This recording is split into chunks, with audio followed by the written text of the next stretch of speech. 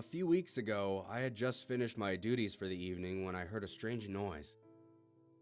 It sounded like a muffled thud coming from somewhere in the building. At first, I thought it was something in the back room that had fallen over, but when I checked the area, nothing was amiss. The noise only happened once, so I thought nothing of it. A few days passed by, and this night I was cleaning pizza sauce off the ceiling. That's right, the ceiling. When I heard that sound again, it sounded exactly the same as the previous night, but this time it was much louder.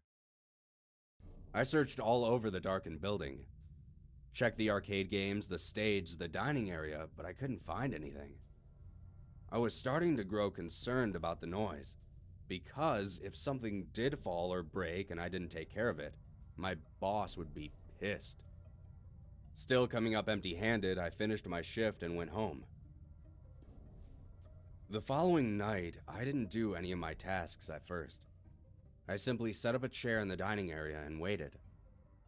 I'll admit, sitting by myself in a Chuck E. Cheese's at night is pretty unsettling.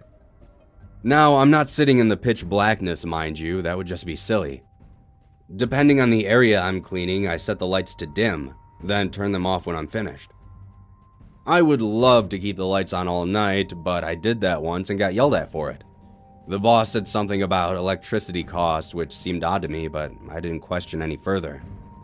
You might be asking, how would he know? Security cameras.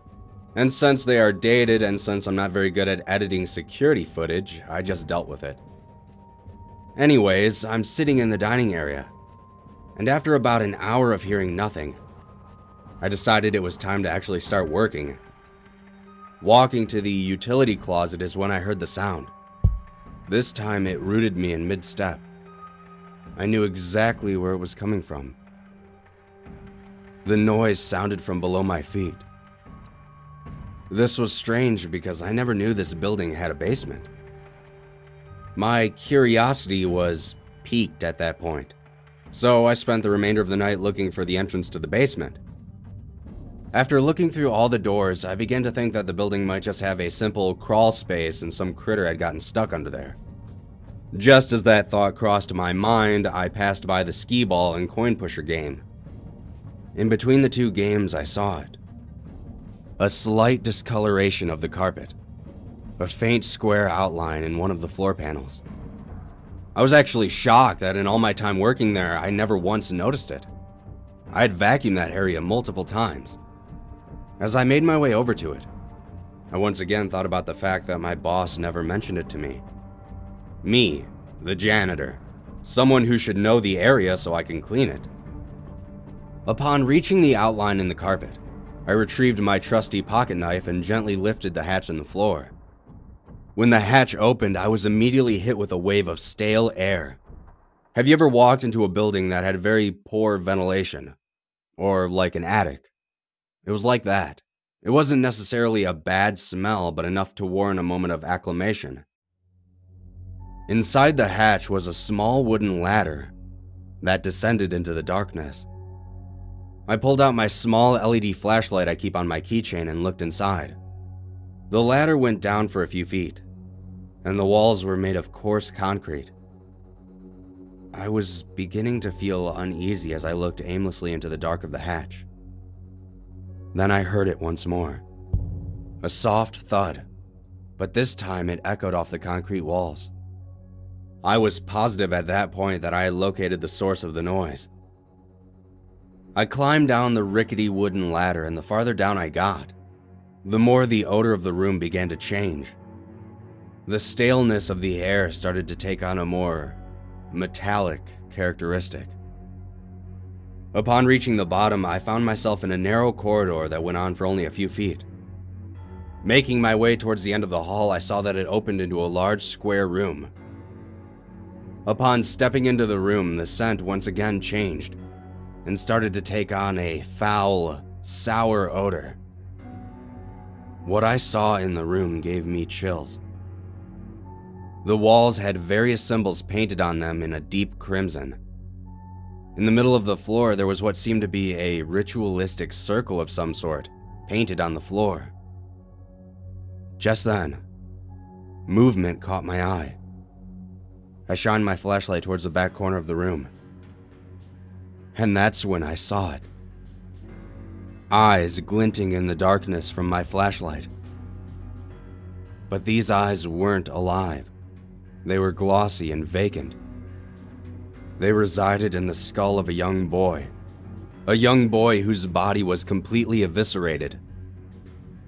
But that's not what terrified me.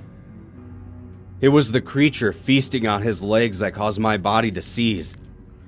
I was unable to see what it looked like as it had its back to me, but it was hunched over, and its back looked reddish, like exposed muscle. Then, I heard the thud once again as the creature dropped the boy's leg onto the floor. The thud echoed throughout this room. Hearing this sound snapped me out of my trance, and I realized I needed to get the hell out of there and call the police. I ran back through the corridor as fast as I could, and just as I reached the base of the ladder, the hatch above me slammed shut. Panicked, I climbed up the ladder and attempted to force the hatch open. Then I heard a new noise coming from behind me. It sounded like shuffling. I was too terrified to aim my flashlight down the dark corridor to see what was making the sound. Instead, I frantically began punching the hatch. On my third punch, the hatch flew open and I managed to scramble my way out. Just before I made it out, however, I could have sworn I heard something whisper.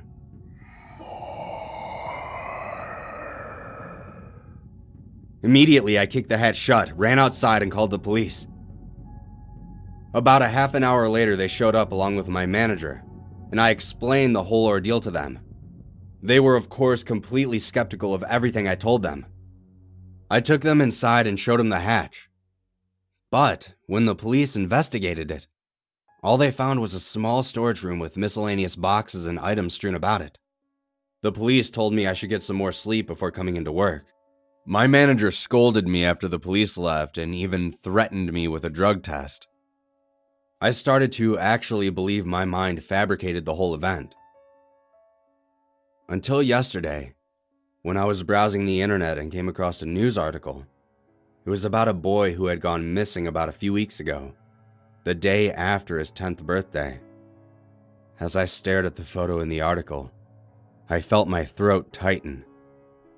It was the same little boy I saw in that room being devoured. I have a pretty good idea where that kid had his birthday party at. I'm not sure if what I saw was real or not, or if I'm actually insane. But regardless, I don't think I'm going to keep this job much longer.